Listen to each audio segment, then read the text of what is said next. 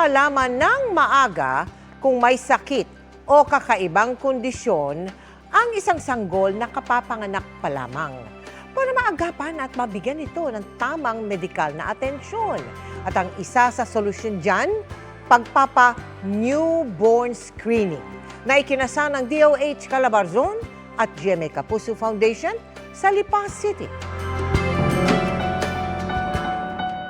Kahit hirap sa buhay, pinag-iipunan daw na mag-asawang Agnes at Richard ang newborn screening ng 2 buwan na anak na si Baby Dave. Sisikapin ko pong gustong-gusto ko talaga mapa-newborn screening.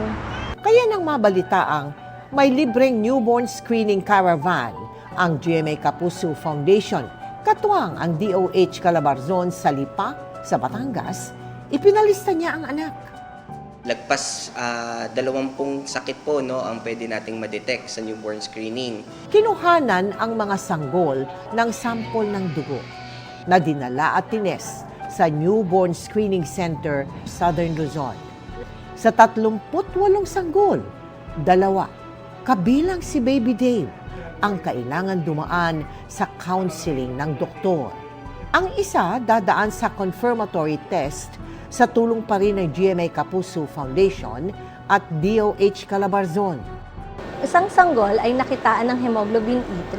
Hindi sakit. Isa siyang katangian sa dugo, posible yung magiging future anak o supling ang magkakaroon ng sakit na hemoglobin E disease. Kaya lalaki naman po ng normal ang mga batang may hemoglobin E3.